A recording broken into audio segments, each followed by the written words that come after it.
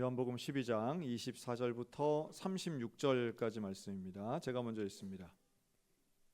내가 진실로 진실로 너희에게 이르노니 한 알의 밀이 땅에 떨어져 죽지 아니하면 한 알 그대로 있고 죽으면 많은 열매를 맺느니라.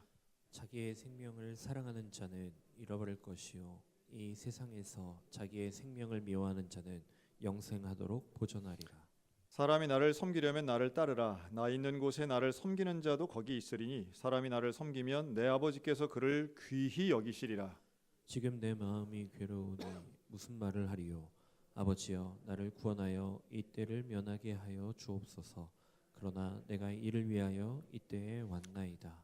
아버지여 아버지의 이름을 영광스럽게 하옵소서 하시니 이에 하늘에서 소리가 나서 이르되 내가 이미 영광스럽게 하였고 또다시 영광스럽게 하리라 하시니 곁에 서서 들은 무리는 천둥이 울었다고도 하며 또 어떤 이들은 천사가 그에게 말하였다고도 하니 예수께서 대답하여 이르시되 이 소리가 난 것은 나를 위한 것이 아니요 너희를 위한 것이니라. 이제 이 세상에 대한 심판이 이르렀으니 이 세상의 임금이 쫓겨나리라. 내가 땅에서 들리면 모든 사람을 내게로 이끌겠노라 하시니 이렇게 말씀하심은 자기가 어떠한 죽음으로 죽을 것을 보이심이로라. 이에 무리가 대답하되 우리는 율법에서 그리스도가 영원히 계신다 함을 들었거늘 너는 어찌하여 인자가 들려야 하리라 하느냐. 이 인자는 누구냐. 예수께서 이르시되 아직 잠시 동안 빛이 너희 중에 있으니 빛이 있을 동안에 다녀 어둠에 붙잡히지 않게 하라. 어둠에 다니는 자는 그 가는 곳을 알지 못하느니라. 우리 다 같이 읽습니다. 너희에게 아직 빛이 있을 동안에 빛을 믿으라. 그들이라면 빛의 아들이 되리라. 오늘 요한복음 12장인데요. 한 알의 밀알 우리가 많이 본 본문이죠. 한 알의 밀이 땅에 떨어져서 이제 죽으면 많은 열매를 맺는다는 거예요. 그런데 이 말씀을 하시는 바로 그 앞절, 즉 한 알의 밀에 대한 이 말씀을 하시면서 우리가 24절부터 읽었는데요. 우리 23절 한번 성경을 펴고 우리 23절 다 같이 한번 읽겠습니다. 네, 시작. 예수께서 대답하여 이르시되 인자가 영광을 얻을 때가 왔도다. 아멘. 어느 때가 왔대요? 인자가 영광을 얻을 때가 왔다고 말합니다. 영광을 헬라어는 이제 독사라고 하는데요. 이 영광이라고 하는 것, 우리는 다 영광된 것을 원합니다. 그렇죠? 영화로운 빛이라고도 할 수 있는데 우리 영광되는 일. 당연히 영광되는 건 사람들로부터 좋은 이야기 듣고 주목받기도 하고 영광된 것은 인기 있어 보이기도 하고요. 사람들이 다 선호해 주는 것들에 해당이 되겠죠. 그런데 이 영광된 일 이런 걸 생각해 보면 이렇게 나오나요 지금? 이제는 저 자막을 이제 없애도 됩니다. 방송실에서는 무슨 말인지 이해하셔야 돼요. 대표기도 이내수 권사님 이렇게 쓴 거를 이렇게 이제 없애셔야 됩니다. 윤유한 목사님 할 수 있어요. 싹 없애시면 돼요. 자, 그런데 이 영광된 것을 누구나 원하고 그 원하고 있는 영광스러움을 경험하거나 소유하기를 원하죠. 반면 이 영광이 없는 상태, 누구에게도 버림받고 사람들이 좋아할 만한 게 하나도 없는 것은 누구나 원하지 않습니다. 자, 그렇다면 이 요한복음 12장에 여러 사람들, 여러 사건들이 나오는데요. 그런 것들 중에 우리가 생각하는 영광된 장면은 뭐고 그렇지 않은 것은 무엇일까? 이게 이제 오늘 본문의 아주 핵심적인 거예요. 자, 먼저 12장 1절 쪽을 가서 보면요. 예수님이 베다니에 다시 가세요. 그런데 이 베다니에는 누가 살았느냐 하면 자, 우리 11장에서 예수님이 죽었다가 살리신 사람이 있죠. 나시성을 가진 나사로. 그냥 이해하기 쉬우라고. 네. 뭐 동생은 또 마시성을 가졌냐 이러면 안 되고요. 나사로 이야기가 나오는데 이 나사로가 살던 지역이에요. 이 베다니가. 그래서 나사로의 집으로 가시죠. 예수님이. 그 집에 가서 나사로도 만나지만 그 유명한 마리아와 마르다가 등장합니다. 이 마리아와 마르다 두 사람은 자매지간인데 이 마르다는 이제 소위 말해 일 열심히 하잖아요. 근데 마리아는 이제 예수님 앞에서 이 요한복음 12장의 마리아는 향유 옥합을 깨는 순전한 나드 한 근에 그 비싼 옥합을 깨서 머리털로 예수님의 발을 이렇게 닦아주시는 장면으로 묘사됩니다. 그러니까 참, 자, 예수님이 여기서 환영받고 계시는 거예요. 사람들로부터 환영받으세요. 그런데 환영받는 기쁨 자리에서 꼭 초치는 사람이 있습니다.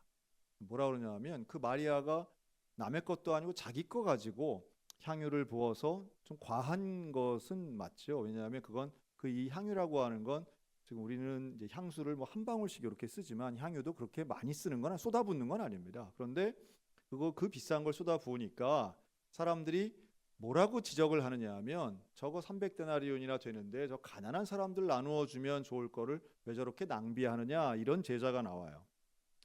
자, 이건 이제 가룟 유다가 이런 얘기를 하는데 사실은 항상 어떤 면에서 비판하고자 할 때에 이 사람들이 이런 말들을 하죠. 왜냐하면 더 좋은 용도가 있는데 왜 그거에다 하느냐, 이제 이런 거죠. 자, 지금 하고 있는 게 올바르냐 하는 말을 하지 않고요. 이거보다 저게 낫다, 뭐 이런 식의 말은 사실은 합당하지 않죠. 왜냐하면 실제로 이 가룟 유다는 가난한 사람을 위해서 자기 돈 한 푼이라도 쓰는 사람인가요? 그렇지 않죠. 그런 사람 아니에요. 예수님 뭐라고 그를 평가하느냐 하면 저는 도둑이다 이렇게 말합니다. 저는 절도자다 이렇게 말해요. 그러니까 오히려 돈에 대한 욕심으로 저런 말을 하는 것이지 가난한 사람을 위해서 말하는 게 아니야라고 말하는데요. 사실 오늘날에도 이런 식으로 대화하거나 말하거나 주장하는 분들 참 많습니다. 뭐 이웃을 도와야 되고 뭐 어디에다가 해야 되고 기부해야 되고 나누어야 되고, 그러나 정작 본인은 하지 않으면서 이러한 좋은 말로 남이 하고 있는 잘하는 일을 방해한다면 그것은 가룟 유다 같은 일이 되는 거죠. 그러니까 우리가 어떤 좋은 가치를 이야기할 때는요, 지금 요 상황에 맞는지를 잘 봐야 되죠. 유다가 왜 이런 얘기했을까요? 마리아를 비판하고 싶었던 거예요. 그런 거죠. 예수님은 유다가 돈을 사랑하는 사람이라고 하는 지적하지만 실제로는 그 마리아를 욕하고 싶었던 거죠. 그러니까 우리가 이 내용을 봐야 되는데 사람을 보고 어떤 비판하거나 할 때는 참 조심해야 된다 생각이 들어요. 우리는 언제든지 가룟 유다 같은 사람이 될 수 있는 가능성이 있기 때문입니다. 자, 한편 예수님은 이 마리아의 행위를 뭐라고 표현하시느냐 하면 가만히 두어 7절 나의 장래할 날을 위하여 그것을 간직하게 하라. 자, 7절에서 예수님은 장래라는 단어를 쓰세요. 장래는 영광된 단어일까요? 아니면 영광하고는 좀 거리가 먼 단어일까요?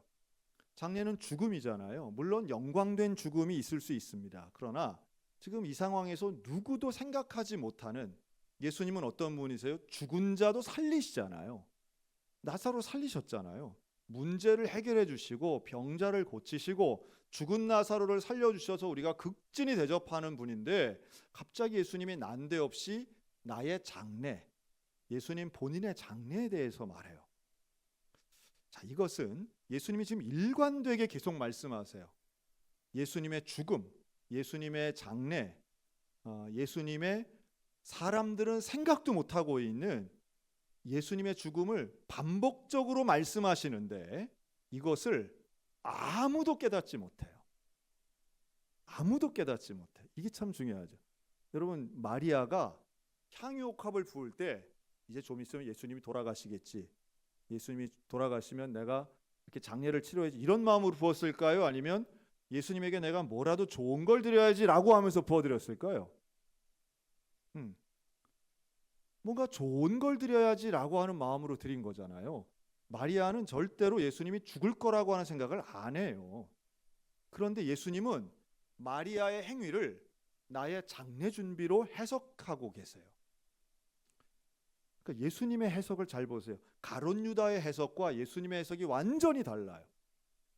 가룟 유다는 사람을 미워하는 마음에서 오는 비판적 해석, 이게 더 좋은데 왜 이렇게 해?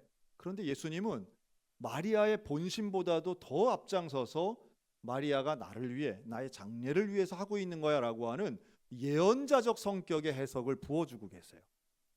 참 중요하고 위대한 겁니다. 여러분, 예수님은 사실 마리아의 생각보다도 더 훌륭하게 해석을 하고요, 가룟 유다의 해석은 원래 있는 것보다 더 못하게 해석을 하는 거예요. 여러분, 예수님처럼 상대방의 일과 마음을 더 훌륭하게 해석하는 저와 여러분들 되셨으면 좋겠습니다. 그렇게 예수님의 해석을 잘 해주시는데, 자, 이 상황에서 이 베다니에 지금 예수님과 제자들만 있는 게 아니고요, 유대인의 큰 무리가 모여요. 그게 9절이거든요. 그런데 이 많은 사람들이 지금 이 나사로의 집 앞으로 몰려옵니다. 이유가 있어요. 예수님이 여기 계신 줄을 알고 몰려오는데, 이들은 예수만 보기 위함이 아니고 죽은 자 가운데서 살리신 누구도 보려고 몰려왔을까요? 나사로 보려고 몰려온 거예요. 그러니까 나사로가 죽었다가 살아난 것은 당시에 이 지역에는 아주 큰 빅 뉴스였어요. 이걸 보려고 온 겁니다. 다시 말해, 나사로는 요즘 말로 하면 SNS에서 뜬 깜짝 스타 같은 존재가 된 거예요. 야, 저 사람이야? 그리고 무덤까지 다 장사 지내고 다 들어갔다며, 그런데 나왔다며, 이 사람이 된 거예요. 다시 말해, 나사로는 사람들로부터 주목받고 있습니다. 예수님도 주목받아요. 그런데 몰려온 많은 사람들 중에는 어떤 사람들이 있었냐면, 자, 성경 있으신 분들만 10절 같이 읽습니다. 10절 시작. 대제사장들이 나사로까지 죽이려고 모의하니. 자, 이 자리에서 대제사장이 무슨 모의를 했느냐 하면 예수님을 죽이려고 모의를 해요. 근데 누구까지 죽여요? 나사로까지 죽이려고 해요. 전혀 다르죠. 여기서 야, 죽었다가 다시 살아난 사람들이 있으니 그거 구경하러 가자, 이런 호기심 어린 대중들의 눈과는 달리 이 대제사장은 예수도 죽이고 저 부활한 나사로도 죽이자고 모의를, 이 왜 죽이려고 할까요? 이들은 도대체 왜 예수님을 죽이고 나사로까지 죽이려고 할까요? 이유가 나옵니다. 11절 시작. 나사로 때문에 많은 유대인이 가서 예수를 믿음이더라. 예수를 믿기 때문에, 예수를 믿기 때문에 죽이려고 하는 거예요. 그리고 사람들이 예수를 믿는 게 왜 대제사장에게는 죽여야 할 이유가 되느냐 하면, 내가 받아야 할 영광을 저 예수가 가져가는 거예요. 대제사장은 종교 지도자예요. 유대인의 리더예요. 유대인들은 내 말을 들어야 되는데 사람들이 예수님께로 가는 거예요. 저 예수를 죽여야 된다라고 하는 것은 다분히 질투가 섞여 있는 죄스러운 마음입니다. 죄악 가득한 악독의 마음이 이 안에 있는 거죠. 당연히 하나님 중심이 아닌 사단적인 생각이 그의 안에 있는 거예요. 누굴 죽이려고 하고, 누굴 미워하고, 누굴 없애려고 모의하는 것, 여러분, 이거 하나님 편에 있을 가능성이 거의 없습니다. 대부분 사단이 하는 일이에요. 그러니 지금 이 대제사장 그룹이 하고 있는 모의는 예수님이 영광 받는 것 같은 거예요. 저 나사로 때문에 사람들의 관심이 있고 사람들의 주목받는 이게 싫은 거예요.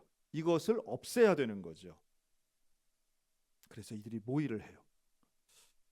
그런데 많은 사람들이 이제 이 자리에 모입니다. 그리고 12절 이하에 보면 우리는 종려주일이라고 하는, 예수님이 예루살렘 성에 들어갈 때에 많은 사람이 종려나무 가지를 흔들면서 호산나를 부르면서 예수님을 환영해요. 자, 이런 환영받는 이 장면은 영광스러운 건가요? 아닌가요? 영광스러운 거잖아요. 사람들이 생각하는 일반적인 영광의 모습 그대로예요. 많은 사람들이 막 외치면서 환영하고 그 앞에서 절하고 막 인사하고 노래해요. 사람들로부터 인기 있는 순간, 우리가 생각하는 영광의 순간이에요.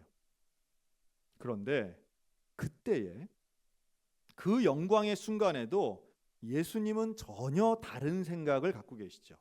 어린 나귀 새끼를 타고 들어오시는데, 예수님이 어린 나귀 새끼를 타고 들어오시는 장면을 보면서 두려워 말라, 또 예수님이 영광을 받으신다, 이렇게 다들 기억하는 그 자리에서, 자, 바리새인들은 이렇게도 말합니다. 19절이에요.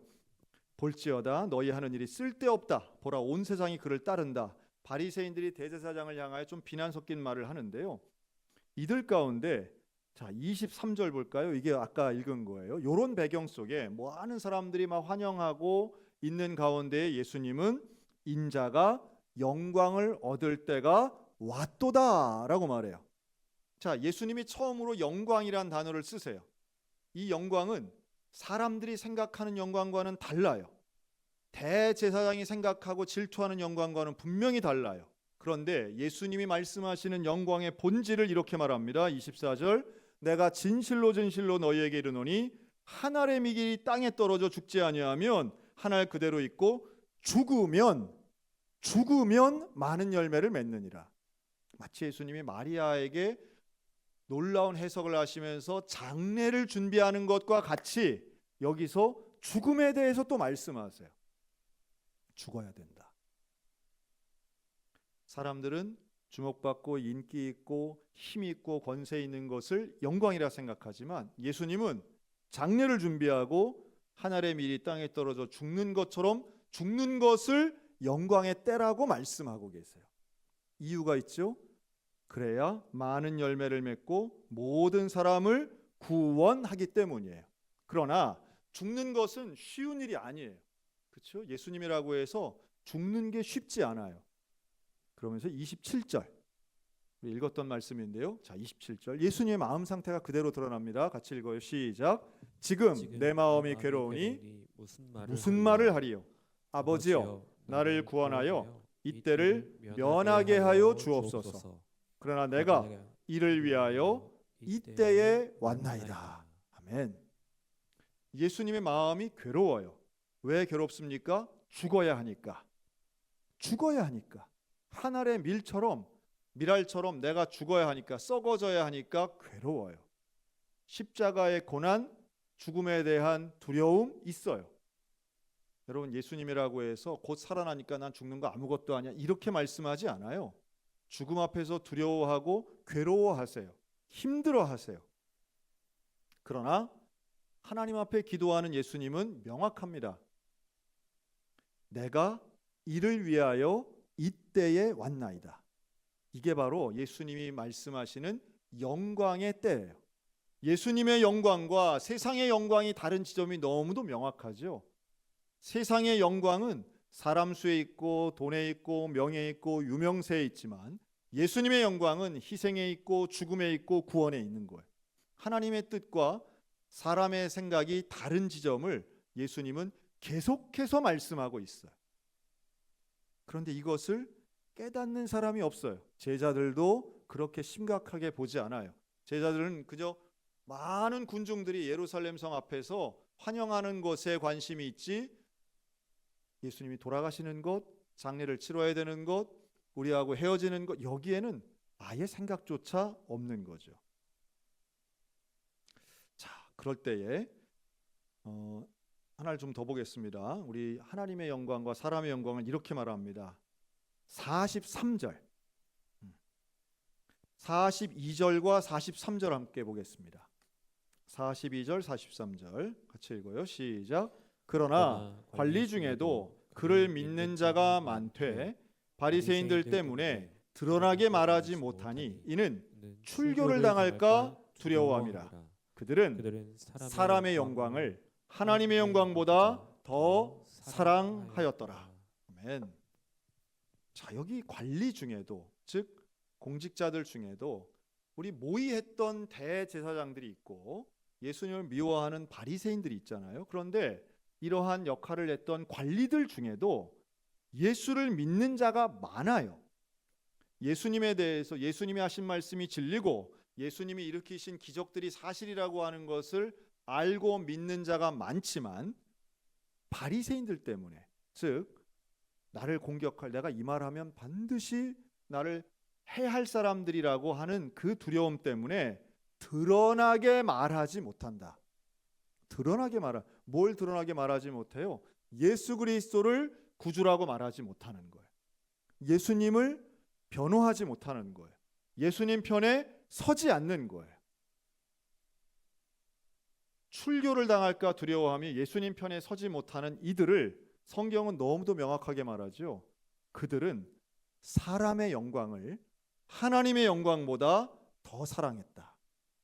여러분, 사람의 영광과 하나님의 영광을 말씀하며 결론 짓고 있습니다. 여러분, 오늘 우리가 원하는 영광은 무엇입니까? 우리가 바라고 있는, 내가 갖기를 소원하는 영광은 무엇입니까?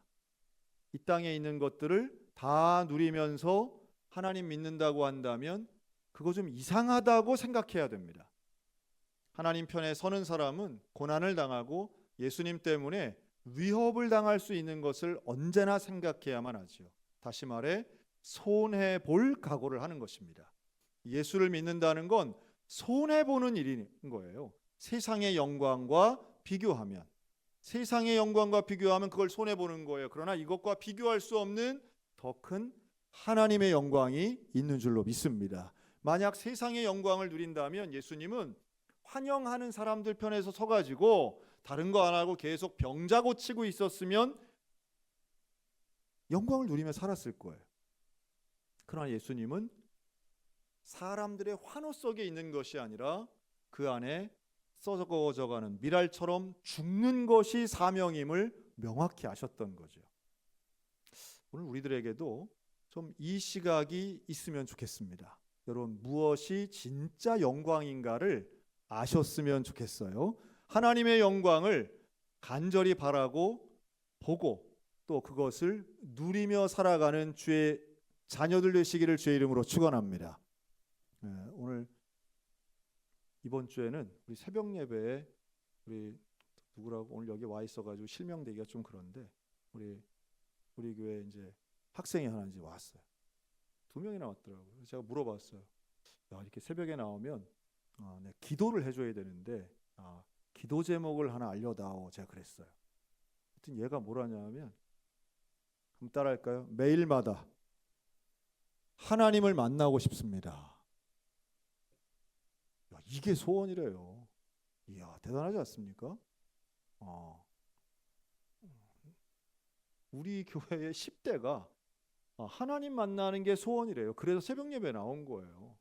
이야, 전거 학교도 가야 되고 뭐 하루 종일 새벽 예배 나오면 또 지금 제법 많이 10대들 지금 나와 있잖아요. 여기 10대처럼 보이는 20대도 있고 뭐 그런데 그런 소원이 있다는 것 자체가 너무 놀랍지만, 그래서 그 새벽에 억지로가 아니라 내 발로 나와서 기도한다.